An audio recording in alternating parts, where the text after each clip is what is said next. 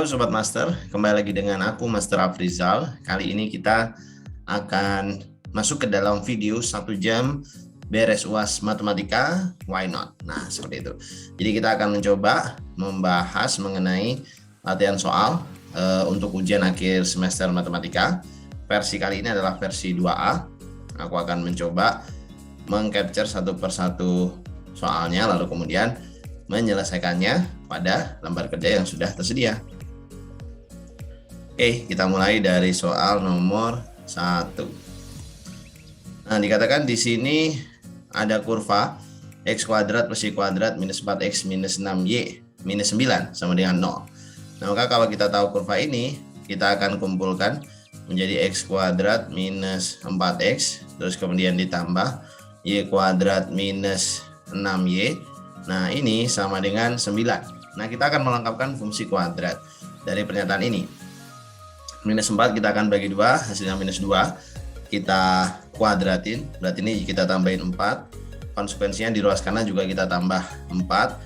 Terus kemudian minus 6, kita bagi 2, hasilnya minus 3. Kita kuadratin 9, berarti ditambah 9, ini juga ditambah dengan 9. Alhasil, kita punya persamaan kuadrat sempurna, yaitu x min 2 seperti ini kuadrat ditambah dengan y minus 3 kuadrat.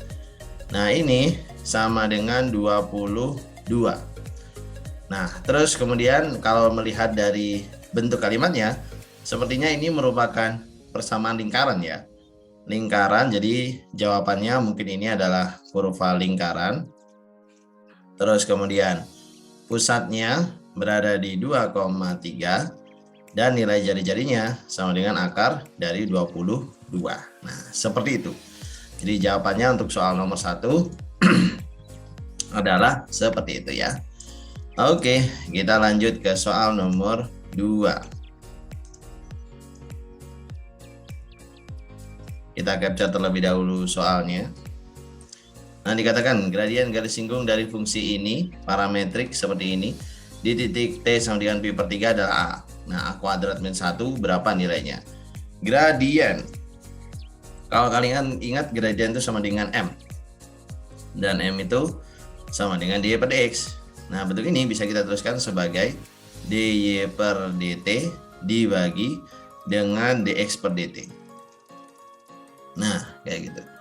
Terus kemudian dy per dt itu berarti turunan y adalah 2 cosinus t, dx per dt itu adalah turunan x terhadap variabel t, yaitu adalah 3 sin dari t. Nah, ya sudah, kita substitusikan saja langsung nilainya. Cosinus pi per 3, pi per 3 adalah 60, berarti 2 kali setengah dibagi dengan 3 kali setengah akar 3. Terus berarti ya, boleh ini kita coret. Nah, sehingga hasilnya adalah 2 per 3 akar 3. Nah, ini adalah M-nya. Nah, atau berarti ini siapa nih Kak? Belum selesai, ini adalah si A-nya ya. Terus kemudian karena ini nilai A, yang ditanyakan adalah A kuadrat min 1. Nah, berarti A kuadrat dikurangi 1 sama dengan 4 per berapa nih? 27 dikurangi 1 atau sama dengan minus 23 per 27. Nah, ini mungkin akan menjadi jawaban atas soal nomor 2. Nah, seperti itu ya cara menjawabnya. Sudah selesai, beres. Kita lanjut lagi ke soal nomor 3. Kita capture dulu soalnya. Nah, ini adalah soal nomor 3. Dikatakan bahwa luas daerah yang dibatasi oleh kurva ini dari X sama dengan T, atau mungkin ya dengan X ini adalah kurva parametrik ya. Y-nya ini, X-nya ini, terus T-nya mulai dari 0 sampai ke T sama dengan ln 2. Nah, kalau kita lihat ya, biasanya persamaan luas itu sama dengan integral dari Y dx, seperti itu. Oh, berarti bisa dituliskan sebagai integral dari 1 per E pangkat T ditambah dengan 1, dx-nya adalah dt, T-nya mulai dari 0 sampai dengan ln 2. Nah, untuk menyelesaikan integral ini, kita bisa meninjaunya secara terpisah. kita bisa memisalkan terlebih dahulu. E pangkat T plus 1 ini sama dengan P, berarti P min 1 itu sama dengan E pangkat T. Terus kemudian dP sama dengan E pangkat T dt. Ya, seperti itu. Berarti boleh kita tuliskan kalimat dt itu sama dengan dP per P. Nah, gini. Sehingga kalimat ini berubah ya, sementara batasnya kita substitusikan di akhir saja. Yaitu jadi 1 per P dikalikan dengan ini P min 1 ya. Yang tulisan kuning tadi P min 1. Balik ke tulisan merah, 1 per P dibagi dengan 1 per P min 1 dP. Nah, bentuk integral ini bisa kita selesaikan dengan menggunakan dekomposisi pecahan parsial. Berarti ini akan ekuivalen dengan min 1 per P ditambah dengan 1 per P min 1. Nah, gitu, dP. Sehingga nanti hasilnya sama dengan ln dari mutlak P min 1 dibagi dengan P ditambah dengan sebuah C. Atau berarti sama dengan ln mutlak P-nya kita kembalikan. P min 1. P min 1 E pangkat T ya. E pangkat T dibagi dengan E pangkat T plus 1 plus C. Nah, itu hasil integralnya. Sehingga kalau dari kalimat tadi, maka kita boleh nih berstatement bahwasanya luas itu sama dengan ln dari mutlak E pangkat T dibagi dengan E pangkat T plus 1 dievaluasi mulai dari 0 sampai ln 2. Mungkin ln 2 dulu kali ya. Berarti ini dari ln mutlak E pangkat ln 2 itu 2 dibagi 3. Nah, dikurangi dengan ln dari 1 dibagi 2. Nah, seperti ini. Berarti bisa juga kita tuliskan menjadi sama dengan ln mutlak 2 per 3 dikali 2 sama dengan ln mutlak 4 per 3. Nah, ini adalah luasnya berarti. Berarti kata kunci untuk memahami soal nomor 3 itu justru adalah pada konsep integralnya, karena di sini terlihat bahwa integralnya itu sangat menonjol ya. Kata kuncinya ada pada bagaimana kita menyusun kalimat integral tersebut. Sudah selesai. Itu soal nomor 3. Kita masuk ke soal nomor 4.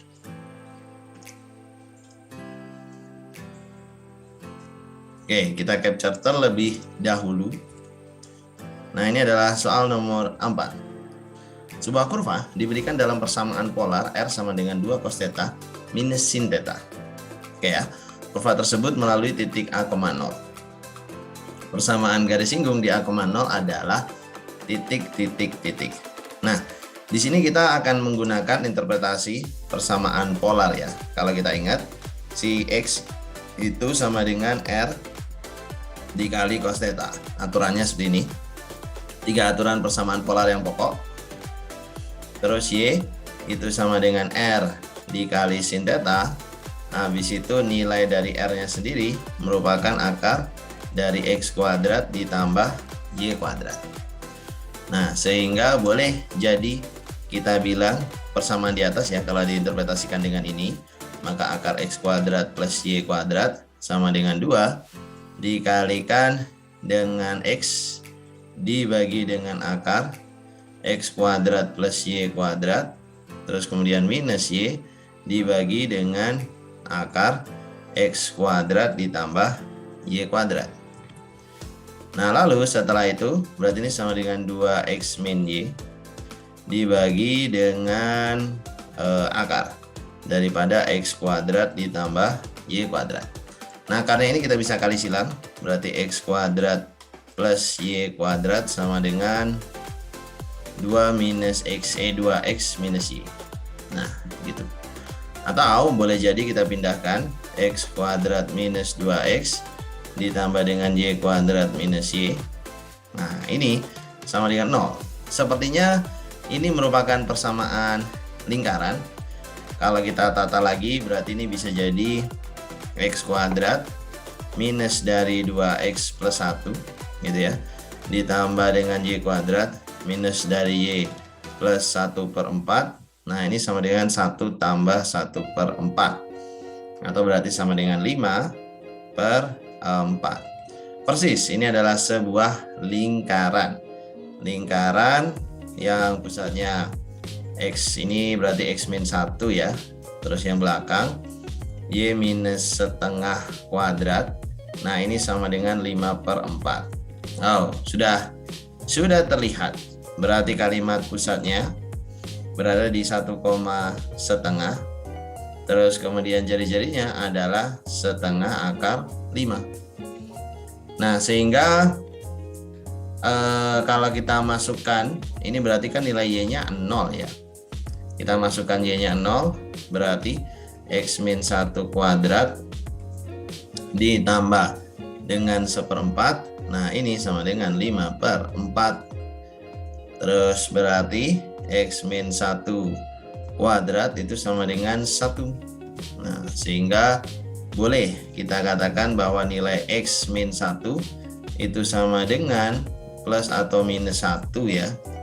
Sehingga X-nya bisa sama dengan minus 2 atau X-nya bisa sama dengan 0. Nah, nampaknya 0 atau 2. Nah, 2 atau X-nya sama dengan 0. Nah, sepertinya itu. Nah, A, 0. Jadi ada 2 titik ya. Jadi kita disuruh mencari berapa persamaan garis singgungnya. Berarti kita cari apa nih? Cari M. M sama dengan DY per DX. Nah, DY per DX dari persamaan ini kita bisa menggunakan turunan implisit ya. Jadi kita bikin D per DX dari kalimat X kuadrat minus 2X plus Y kuadrat min Y. Nah, ini kita sama dengan ini 0. Nah, seperti itu. Terus setelah kita bikin ini, berarti ini ada 2 gitu ya, 2X min 2 ditambah dengan 2Y dikali DY per DX dikurangi dengan DY per DX, hasilnya sama dengan 0. Oke, ini benar. Terus kemudian berarti DY per DX itu sama dengan 2 minus 2X dibagi dengan 2Y minus 1. Nah, kita bisa tuh menggunakan persamaan seperti ini. Lalu kita isikan. Oh, berarti gradien di titik misalkan berapa ya? Kita pilih aja salah satu deh, 0,0. Di titik tadi ya, 0 ya, 0,0. Jadi dia melewati titik asal. Kalau di titik 0,0 gradiennya adalah 2 per min 1. Atau gradiennya sama dengan min 2. Nah, sehingga nanti bentuk persamaan garis singgungnya itu berarti akan jadi Y min Y1 0 ya, atau Y doang, Y min 0 sama dengan min 2 kali X min 0. Jadi salah satu dari garis singgungnya itu adalah Y sama dengan minus 2X. Nah, gitu. Seandainya kalian menghitung dan untuk ketika nilai X-nya sama dengan 2, jadi nilai A-nya 2, ya itu juga akan betul juga. Karena memang fungsi ini ternyata melalui 2 buah titik di sumbu X. Ya, seperti itu. Alright, itu adalah pembahasan soal nomor 4. Kita akan lanjut ke soal nomor 5. Nah, jadi soal nomor 5 seperti ini. Sebuah vektor diberikan dalam ungkapan P sama dengan AI hat plus BJ hat plus 0 K hat. Dan P tegak lurus ke sini. Berarti parameter tegak lurus adalah dot product ya. Nah, berarti kita bisa bilang 2A minus 3B hasilnya harus sama dengan 0. Berarti A itu sama dengan 3/2-nya si B. Oke. Yang kedua itu adalah A ditambah dengan 4B. Ini hasilnya juga sama dengan 0. Kalau A kita masukkan 3/2B ditambah 4B, ini hasilnya adalah 0. Sehingga hanya ada satu buah nilai B yang cocok. yaitu B sama dengan 0 ya. Nah, jadi nggak ada selain B sama dengan 0 yang bisa memenuhi persamaan ini. Berarti vektor A-nya atau nilai A-nya juga pasti sama dengan 0. Sehingga A ditambah dengan B hasilnya adalah sama dengan 0. Nah, seperti itu.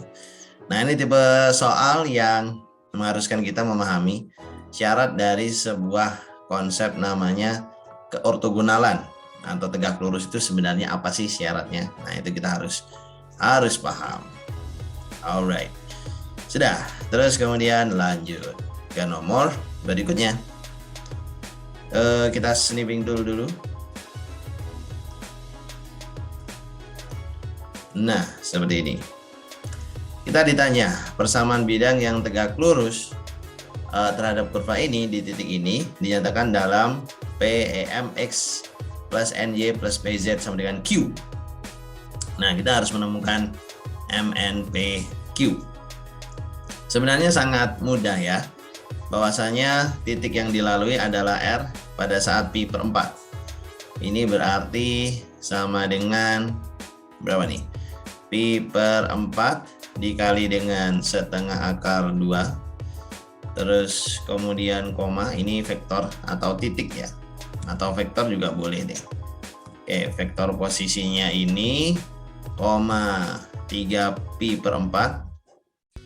Terus koma 2 pi per 4 dikali dengan cos pi per 4 sama aja setengah akar 2.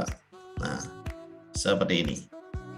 Terus berarti nilai R pada saat pi per 4 itu sama dengan pi per 8 akar 2, 3 pi per 4, pi per 4 akar 2. Nah, ini bisa kita simbolkan sebagai titik yang dilalui. Atau boleh jadi disimbolin gini aja. X0, Y0 sama Z0. Nah, sudah. Terus, kemudian kita akan mencari vektor arah. Vektor arahnya kita harus cari R aksen dari T terlebih dahulu. Nah, jadi vektor arahnya si kurva garis R tadi. Berarti kita cari turunannya. Turunannya adalah sin T ditambah dengan T dikali cos T, 3, 2 dikali dengan cos T minus 2T dikali dengan sin T. Nah, gitu. Oh, berarti nilai dari R aksen pada saat pi per 4 itu sama dengan setengah akar 2 plus pi per 8 akar 2, 3 terus 2 kali setengah akar 2 berarti akar 2 minus 2 ini berarti pi per 2 dikali dengan setengah akar 2 lagi. Nah, seperti itu. Terus kemudian berarti hasil dari ini adalah berapa nih? Oh, ini aja. Setengah tambah pi per 8 atau kalau enggak gitu pi plus 4 per 8 akar 2, 3, buka kurung 1 minus pi per 4. Berarti 4 minus pi per 4 akar 2. Nah, ini bisa kita simbolkan sebagai vektor normal bidangnya. Karena kan tegak lurus dengan si garis, berarti vektor normal bidangnya ya adalah vektor arahnya si garis tersebut. Berarti ini adalah vektor A, B, C. Nah, secara umum bidang memang akan kita lambangkan sebagai A dikali dengan X min X0 ditambah B dikali Y min Y0 ditambah C dikali Z min Z0 ini sama dengan 0. Ya, memang kan demikian. Berarti ya sudah, nilainya semua udah kelihatan. A-nya adalah pi plus 4 per 8 akar 2 kali X. B-nya adalah 3 ya, 3Y. Terus kemudian C-nya adalah 4 minus pi per 4 akar 2 dikalikan Z. Nah, ini MNP-nya. Terus Q-nya semuanya dikali X0, Y0 sama Z0. Yang mana berarti ada Pi plus 4/8 akar 2 dikali dengan Pi per 8 akar 2. Oke, lalu kemudian ditambah dengan yang berikutnya ada 3 dikali 3 Pi per 4. 3 dikali dengan 3 Pi per 4. Terus berikutnya yang terakhir adalah ini 4 minus Pi per 4 akar 2 itu dikali dengan Pi per 4 akar 2. Nah, seperti itu. Jadi paling kita akan sedikit kesulitan untuk menghitung ini. Nah, gitu. Tapi so far tinggal kita masukin ke kalkulator saja ya. Jadi kayak misalkan, wah nilai A-nya berapa nih? Nilai A-nya kita hitung kalkulator dulu deh. Setidaknya ABC nanti tinggal dikalikan ya. Jadi A-nya Pi tambah 4 bagi 8 kali akar 2, 1,26. A-nya 1,26. B-nya tadi emang udah 3. C-nya 4 minus Pi.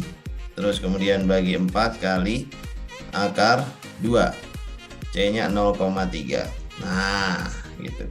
Nah, ini. Tinggal nanti silakan Sobat Master untuk kali-kalikan satu per satu ya. Oke, terima kasih. Ya, itu tadi ya jawabannya. Sudah, nanti dilanjutkan sendiri ya untuk pengerjaan nomor 6. Sekarang kita masuk ke soal nomor 7. Soal nomor 7 kita capture dulu. Nah, ini dia. Sketsakan kurva daerah asal bagi fungsi dua peubah seperti ini. Untuk membuat fungsi tersebut terdefinisi, hanya ada satu kondisi yang bisa kita penuhi, bahwasanya X dikurangi Y kuadrat harus lebih besar sama dengan 0. Atau berarti X harus lebih besar daripada Y kuadrat. Sama dengan boleh ya. Nah, ini berarti kita akan menggambarkan kurva X sama dengan Y kuadrat. Ini Y, ini sumbu X. Kalau tidak salah, kurva X sama dengan Y kuadrat itu bentuknya seperti ini, Sobat Master sekalian. Nah, ini dia bentuknya kayak gini. Nah, ini adalah kurva X sama dengan Y kuadrat. Ini artinya semua titik yang ada di dalam garis merah masuk ke dalam selang solusi.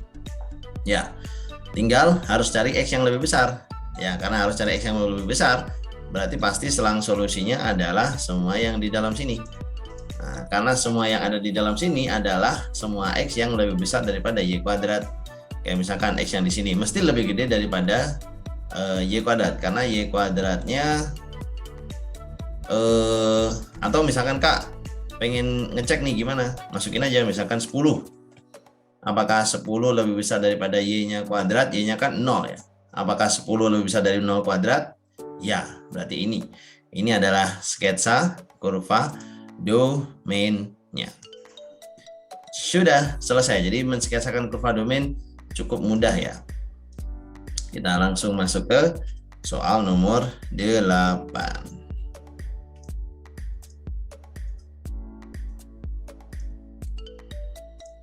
Ini dia soal nomor 8. Tentukan nilai dari limit ini. Ya. Sekilas kalau kita mengetahui bentuk limit seperti ini, lalu kita substitusikan 0 per 0, maka hasilnya adalah tak wajar ya, gitu ya. Hasilnya 0 per 0, tak tentu, mungkin kita katakan seperti itu. Tapi adakah cara yang lain? Tentu saja ada. Nah, kalau kita punya bentuk limit tersebut, kita mungkin bisa nih ganti kalimat limitnya mungkin jadi seperti ini. Jadi ini kita keluarkan 2x plus y dikali dengan 2x min y, seperti itu. Terus yang di bawah juga sama. Mungkin ini kita keluarkan min x-nya. Terus ini jadi berapa ini? 2x min y. Nah, seperti itu. Terus kemudian kita eliminasi ya bentuknya. Si apa itu namanya, eliminasi bentuk-bentuk yang sama dan menyisakan kalimat limit x, y itu mendekati 0,0 dari kalimat 2x plus y dibagi dengan min x. Nah, untuk mencari limit ini karena 0 per 0 sebenarnya maknanya adalah kita harus mendekati dengan berbagai kurva lalu memastikan hasilnya sama. Kalau ada saja satu kurva yang hasilnya nggak sama dan kurva tersebut melalui 0 per 0, 0,0, ya berarti kita bisa katakan limit ini tidak terdefinisi. Nah, seperti itu. Terus lantas gimana Kak? Mungkin yang pertama, kita bisa dekati dengan kurva y sama dengan 2x, misalkan begitu. Kalau y sama dengan 2x, hasilnya berapa Kak? Berarti bentuknya kan tinggal limit x ya. X mendekati 0, 2x ditambah 2x dibagi dengan min x. Ini kan? Atau berarti sama dengan limit x mendekati 0, 4x dibagi dengan min x. Hasilnya kalau kita coret ya, min 4. Oke. Terus kemudian kita coba dekati dengan kurva lain. Dan agar hasilnya berbeda, misalkan kurva tersebut akan aku pilih kurva y sama dengan min x misalkan. Nah, kedua kurva ini sama-sama melalui 0,0 ya, sehingga sah kalau kita pilih sebagai kurva untuk pendekatan kasus ini. Berarti ini berubah ya, jadi limit lagi, x menuju 0, ini jadi 2x min x dibagi min x. Terus kita tuliskan lagi, berarti ini sama dengan limit ketika x menuju ke 0, ini x dibagi min x. Nah, kita coret. Hasilnya itu min 1. Nah, di sini terlihat ya bahwa hasilnya berbeda. Dan apa artinya kalau hasil limitnya berbeda? Berarti limit tersebut tidak ada. Nah, gitu. Jadi ketika didekati dengan berbagai macam kurva, ternyata hasilnya berbeda, maka limitnya tidak ada. Sudah selesai. Tuh jawaban dari soal nomor 8. Kita lanjutin lagi ke soal nomor 9. Nah, seperti ini. Oke. Untuk soal nomor 9 bagaimana Kak?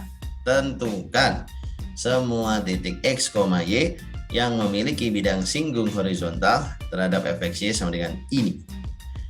Oke, syarat daripada bidang singgung horizontal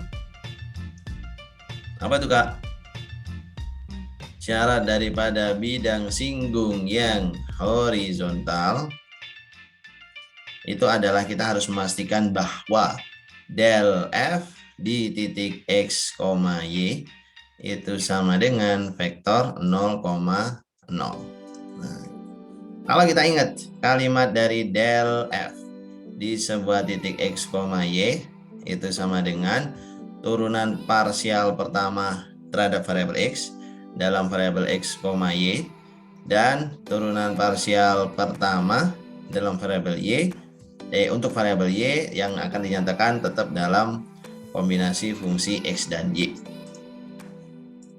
Terus kemudian ini kita akan turunkan parsial pertama ya. Berarti del f di titik x, y dari fungsi tersebut adalah 4x minus 4. Ya, begitu. Terus del f yang fy kecil, parsial pertama terhadap variabel y dari fungsi tersebut adalah minus 3 ditambah dengan 2y. Dan hasil dari vektor ini harus sama saja dengan vektor 0,0. Berarti 4x minus 4 hasilnya sama dengan 0 dan min 3 ditambah 2y hasilnya juga harus sama dengan 0. Itu berarti x yang memenuhi hanya 1, yaitu x sama dengan 1. Dan Y yang memenuhi juga hanya satu, itu adalah Y sama dengan 3/2. Jadi kalau ditanya di titik mana bidang singgungnya horizontal, itu artinya di titik 1,3/2. Dan hanya di titik inilah bidang singgungnya horizontal. Sudah selesai. Itu adalah jawaban dari soal nomor 9. Kita lanjut ke soal nomor 10.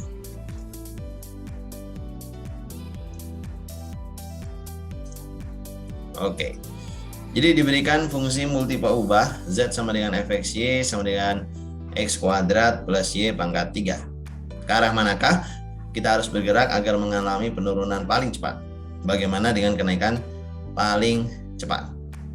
Nah, agar menurun paling cepat, kita itu harus mengikuti arah minusnya del F. Nah, gitu. Di sebuah titik, di sepanjang titik yang ada di permukaan itu, kalau mau menurun paling cepat. Terus kalau mau meningkat paling cepat, atau mungkin kita nggak sebut meningkat tapi kita sebut naik, agar naik paling cepat kita harus mengikuti arah daripada del F. Nah, seperti itu di titik x, y. Nah, ya sudah, kita cari aja del F nya di titik x, y. Ini sama dengan vektor turunan parsial pertama fx, fy. Berarti ini sama aja kayak turunan parsial pertama terhadap x. Itu adalah 2x y pangkat 3. Turunan parsial pertama terhadap y adalah 3x kuadrat y kuadrat. Nah, sehingga kalau kita mau misalkan turun paling cepat, turun tercepat, ya maka vektor arahnya adalah itu tadi, minus dari 2xy pangkat 3, terus kemudian koma, minus dari 3x kuadrat y kuadrat kalau mau turun tercepat. Kalau mau naik tercepat, kita harus mengikuti arah yang positifnya. Berarti ini jadi 2x y pangkat 3, 3x kuadrat y kuadrat. Itu dia jawaban dari soal nomor 10. Beres soal nomor 10. Terus kita lanjut lagi ke soal berikutnya. Soal nomor 11. Diberikan fungsi multiple ubah. Nah, ini kita capture dulu. Oh, ada hampiran ya, soal nomor 11. Oke, kita disuruh mencari hampiran yang cukup baik bagi akar 3,01 kuadrat ditambah dengan 3,99 kuadrat dengan menggunakan polinom Taylor order 1 dari sebuah fungsi. Ini fungsinya. Oke, bentuk dari polinom Taylor order 1 untuk fungsi dua peubah itu agak sedikit berbeda dengan polinom Taylor order 1 pada fungsi satu peubah. Kalau di sini Taylor order 1, sepertinya kita harus tambahkan ya bahwa titik pusatnya itu berada di 3,4 untuk fungsi ini. Kenapa kok aku bisa jelaskan seperti itu? Gara-gara nilai bulat terdekat bagi 3,01 adalah 3. Dan nilai bulat terdekat bagi 3,99 adalah 4 karena gapnya sama-sama 0,01. Ya, sebuah nilai yang relatif kecil dan kita nyatakan layak seperti itu.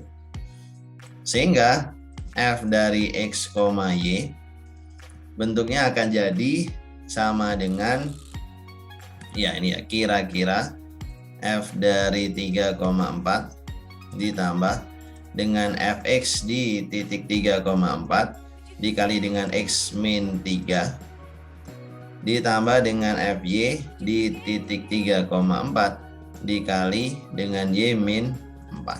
Nah, ini adalah ungkapan polinom Taylor-nya order 1.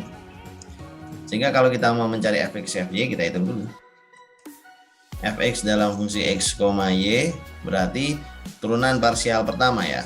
Turunan parsial pertamanya adalah 1 dibagi dengan 2 akar dari x kuadrat plus y kuadrat dikali dengan 2x turunan dalam. Kita bisa coret ini dengan ini, menghasilkan x dibagi dengan akar dari x kuadrat plus y kuadrat. Oh, berarti nanti nilai dari fx di titik 3,4 itu sama dengan 3/5. Karena 3 kuadrat plus 4 kuadrat di akar itu hasilnya adalah sama dengan 5. Terus hal yang sama juga kita lakukan. Kita akan mencari turunan parsial pertama fungsi f terhadap variabel y, fx y. Ini berarti sama dengan 2y dibagi dengan 2 akar daripada x kuadrat ditambah dengan y kuadrat. Sehingga berarti ini jadi kita masukkan si y-nya. Y-nya adalah 4 ya. Berarti 4 atau ini y per akar dari x kuadrat plus y kuadrat. Kita tulis dulu hasilnya. Sehingga ketemu nanti FY 3,4 itu nilainya 4/5. Nah, setelah itu dari kalimat ini kita bawa. Berarti bentuk hampiran dari f x, y itu adalah F34. F34 sendiri 5 ya nilainya. 5 ditambah dengan 0,6 dikali x min 3 ditambah dengan 0,8 dikali y minus 4. Nah, ini adalah bentuk polinom Taylor order 1 yang akan kita pergunakan sebagai hampiran. Kurang lebih bentuknya seperti ini. Nah,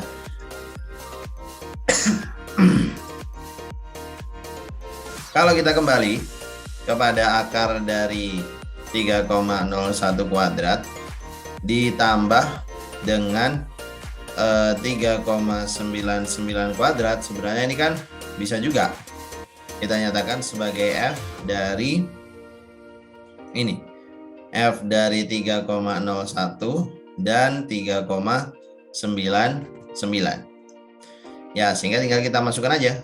Berarti nilai ini kira-kira 5 ditambah 0,6 dikali 3,01 minus 3, terus kemudian ditambah 0,8 dikali 3,99 minus 4, begitu. Atau nilai hampirannya berarti kira-kira, oke, kita akan gunakan kalkulator terlebih dahulu ya. 5 ditambah 0,6 kali 3,01 dikurangi 3 ditambah 0,8 dikali, oh salah, kita gini deh, 5 tambah 0,6 dikali 0,01 dikurangi 0,8 dikali 0,01 juga, dan hasil hampirannya adalah 4,998. Nah, jadi ini adalah nilai yang kita cari. Berapakah hasil sebenarnya? 3,01 kuadrat tambah 3,99 kuadrat. Hasil sebenarnya dari nilai ini itu adalah 4,998,01961. Nah, gitu. Sehingga kalau misalkan ada gap dengan hasil hampiran, ini wajar. Karena memang hampiran ini tidak bertujuan mencari nilai sebenarnya. Hampiran ini bertujuan untuk mencari nilai yang paling dekat dan paling mungkin dengan nilai tersebut. Oke, sudah selesai. Kita lanjutkan ke soal berikutnya. nomor 12. Oke, ini dia soalnya. Luas permukaan minimum dari sebuah kotak tanpa tutup memiliki volume 64. Berarti volumenya 64 ya. Kalau seandainya kotak tanpa tutup, berarti volume tetap panjang kali lebar kali tinggi. Hasilnya sama dengan 64. Nah, ini mungkin bisa kita katakan sebagai persamaan constraint ya. Nah, jadi constraint-nya itu adalah persamaan volume. Nah, fungsi objektif kita justru fungsi luas permukaan. Luas sebagai fungsi P, L, dan T.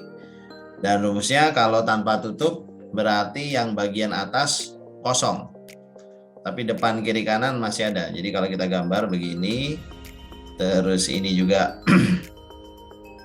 kita bisa gambarkan hampir sama, tinggal kita hubungkan, ini juga hubungkan, dan di sebelah sini kita hubungkan, di sebelah sini juga. Jadi kotaknya ini tanpa tutup ya, berarti semuanya terbuka.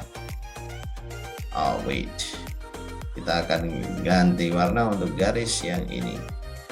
Jadi tutupnya nggak ada, kecuali tutupnya saja, dia tidak ada. Tapi sisi-sisinya ada. Sisi belakang ada, sisi sini ada, terus kemudian sisi samping sini juga ada, dan sisi yang ada di bawah juga ada. Ya, mungkin kita warnai orange deh. Nah, gitu. Jadi sisi bawah ada, belakang, kiri, kanan ada, atas yang enggak ada. Nah, atasnya ini literally betul-betul kosong. Ya, berarti ini sama dengan PL, ya kan? Kenapa kok PL, Kak? Kalau misalkan ini panjang, ini lebar, ini tinggi. Berarti PL-nya hanya satu, lainnya lipat 2. PL ditambah dengan 2 LT ditambah dengan 2 P kali T. Nah, untuk mencari luas permukaan minimum, kita bisa menggunakan metode Lagrange. Nah, Lagrange method yang bilang bahwa del dari fungsi tujuan L dalam P, L, T itu sama dengan lambda dikalikan del dari fungsi V ya, fungsi volume dalam P, L, T. Jadi delnya si fungsi objektif sama dengan kelipatan bilangan bulat lambda dari del fungsi V. Del L itu P ditambah dengan 2T. Berarti ini sama dengan oh berarti bentuknya gini. P ditambah 2T, terus itu del P dulu ding. Kalau del P, L ditambah 2T, del LP ditambah 2T, del T 2P plus 2L. Nah, ini sama dengan lambda dikalikan dengan del VP atau via VP. VP LT PT sama kemudian PL. Dah, gitu. Sehingga kalau kita bikin persamaan berarti L ditambah dengan 2T sama dengan lambda LT. Terus kemudian apa lagi? Berikutnya adalah P ditambah 2T sama dengan lambda PT. Terus satu lagi adalah 2P tambah 2L. Ini sama dengan lambda PL. Nah, gitu. Sama persamaan satu lagi constraint. PLT minus 64 sama dengan 0. Nah, ini adalah sistem persamaan Lagrange yang harus kita sediakan setiap kali kita mau menyelesaikan masalah serupa. Oke, kita akan buka halaman baru.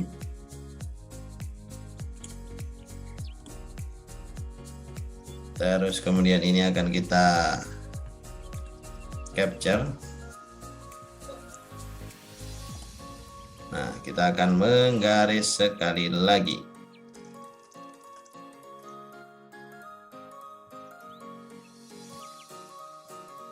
Oke. Sudah, seperti ini ya. Berarti kita sekarang akan menarik persamaan lambda dari masing-masing equation. Lambda dari equation 1 berarti ini sama dengan L ditambah 2T per LT. Terus lambda dari equation 2 ini sama dengan P ditambah 2T per PT. Dan lambda dari equation 3 itu sama dengan 2P tambah 2L dibagi dengan PL. Tentunya nilai lambda dari ketiga persamaan ini harus sama persis, sehingga kita boleh juga menuliskan LT dibagi dengan L ditambah 2T sama dengan PT dibagi dengan P ditambah 2T sama dengan PL. Oh, sama dengan, ya benar, PL dibagi dengan 2P ditambah 3L. Nah, kita bebas mau menyelesaikan yang mana dulu. Misalkan aku mau menyelesaikan dua persamaan yang pertama dulu deh. Nah, dari situ berarti kita akan dapatkan LT per L tambah 2T ini sama dengan PT dibagi dengan P ditambah 2T. Kita bisa eliminir faktor T dan mendapatkan PL plus 2LT sama dengan ini. PL plus 2LT sama dengan PL plus 2PT. Alright, terus kita coret. T-nya juga kita coret. Berarti P ternyata sama dengan L. Karena 2P ya seperti itulah. P sama dengan L. Terus kemudian persamaan yang kedua juga sama. Mungkin aku akan menyelesaikan yang hubungan 2 dan 3. Ya, yang 2, 3. Berarti PT dibagi dengan P tambah 2T sama dengan PL dibagi dengan 2P tambah 3L. Kita eliminasi P dengan P seperti itu. P to P kalikan silang 2PT plus 3LT sama dengan PL. Iya, PL plus 2LT. Ini 2P bukan 2P plus 3L ya, 2P plus 2L. Nah, itu dia. Oke, berarti 2PT plus 2LT sama dengan PL plus 2LT. Oke, ini kita coret, ini kita coret. Berarti T-nya nanti sama dengan L per 2. Nah, kita masukkan ke persamaan terakhir. Jadi P-nya L, T-nya L per 2. Maka bisa kita katakan bahwa PLT minus 64 itu sama dengan L dikali L dikali L per 2 minus 64 sama dengan 0. Berarti L pangkat 3 dibagi 2 minus 64 sama dengan 0. Berarti L pangkat 3 nya itu harus 128. Ya kan? Berarti L nya ya sudah sama dengan akar pangkat 3 nya 128. Nah, berapa itu Kak? Ya kita hitung 128 pangkat 1/3 5,04. Nah, 5,04. Ya sudah. Berarti ini adalah L-nya. Terus P-nya juga sama aja. Nah, berarti nanti nilai P juga 5,04 dan nilai T adalah 2,52 setengahnya L. Dan itu pasti akan menjadi kombinasi dari luas permukaan minimum. Ya, dari konfigurasi yang kita peroleh di soal. Nah, sudah seperti itu jawaban dari soal nomor 12 ya. Sudah.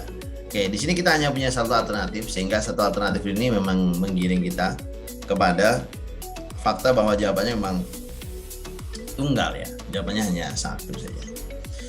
Oke, sudah. Itu tadi soal nomor 12. Kita lanjut ke soal nomor 13. Kita capture dulu.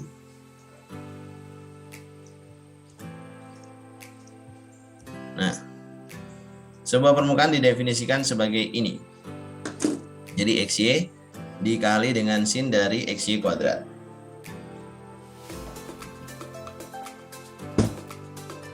Jika R merupakan daerah yang dinyatakan dalam ini, maka volume dari ruang di bawahnya berapa?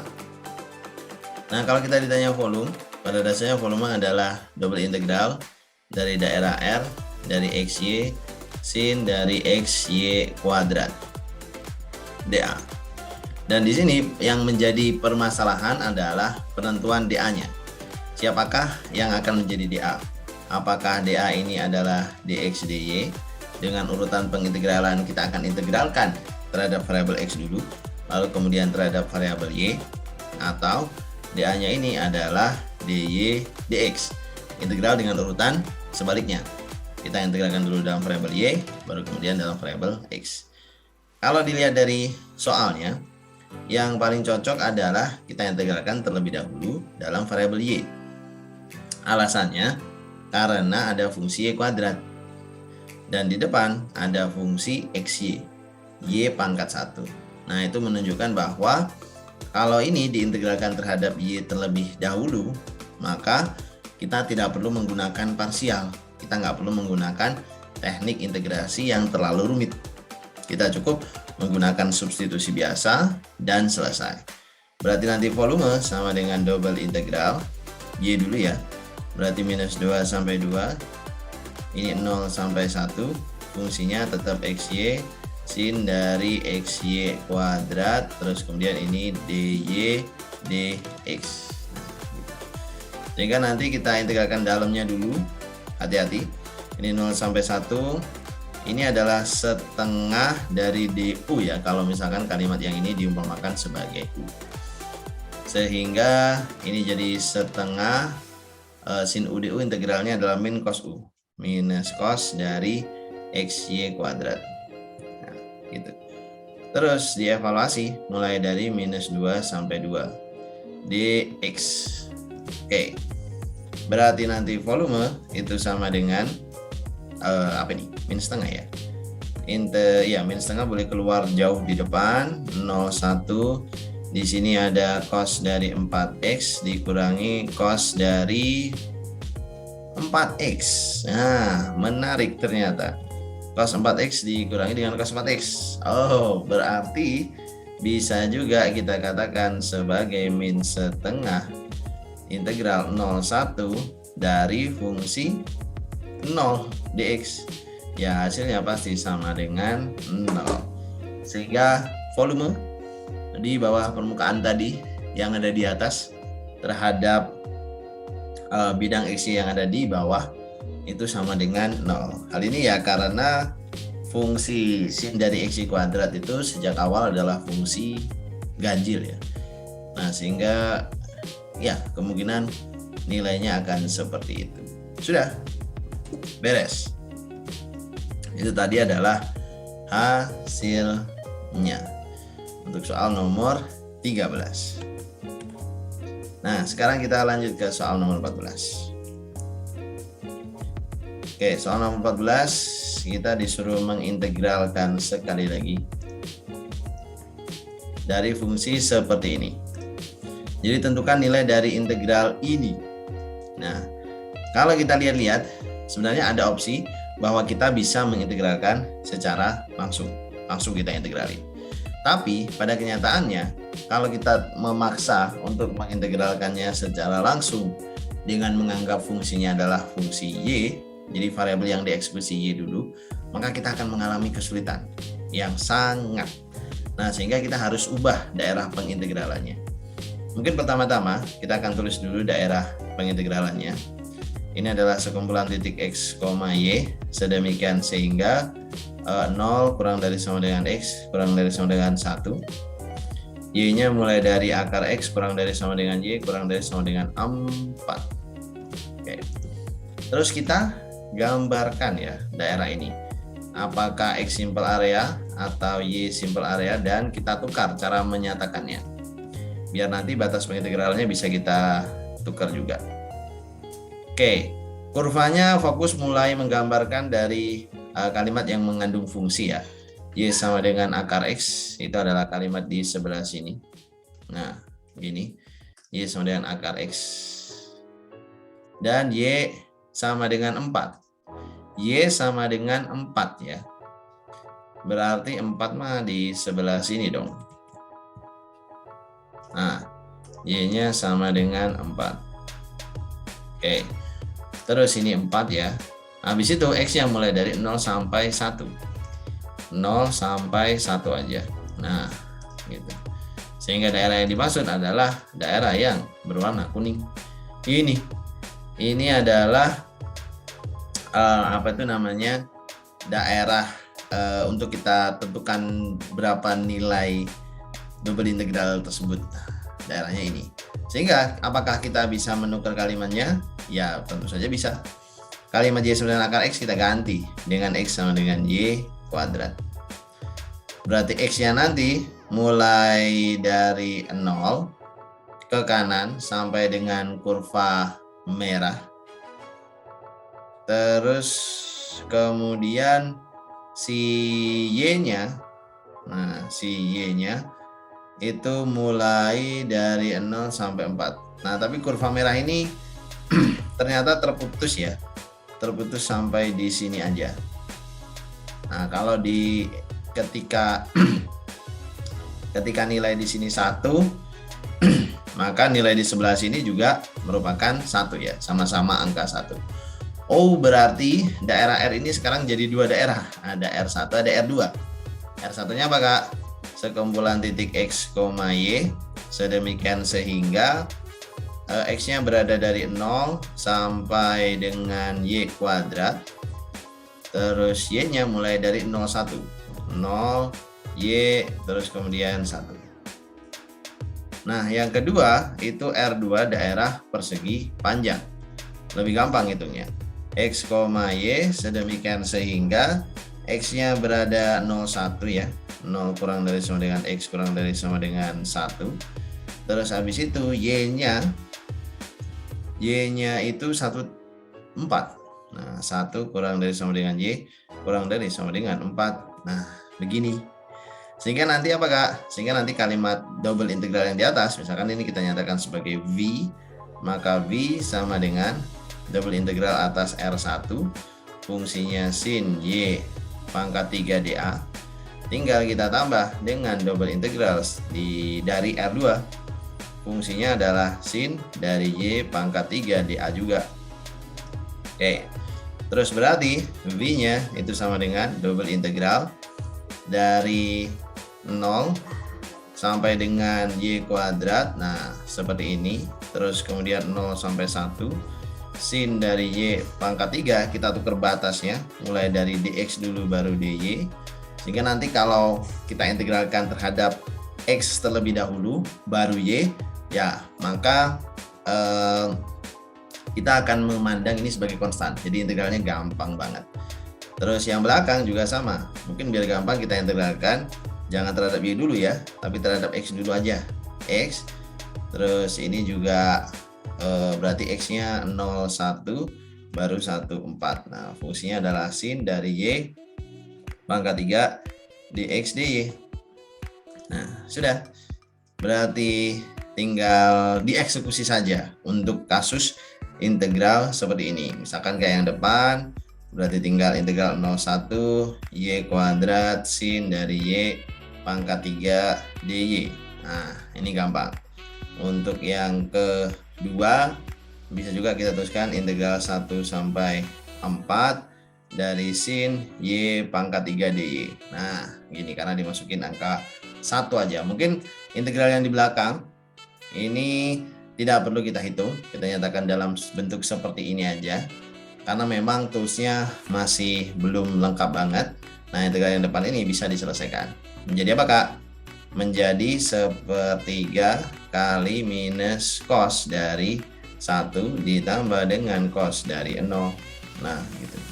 Ditambah integral yang di belakang ini, tulisin begini saja. Nah, jadi seperti itu ya, Sobat Master, pembahasan mengenai 60 menit, 1 jam. Dan untuk pembahasan latihan ujian akhir semester matematika 2. Nah, aku Master Afrizal pamit, dan buat kalian yang penasaran bagaimana kelanjutannya, bagaimana caranya, bagaimana tekniknya, kalian bisa pantengin langsung ke IG Master TPP atau ke website Master TPP. Nah, seperti itu. Oke, terima kasih banyak. Sampai jumpa di video selanjutnya.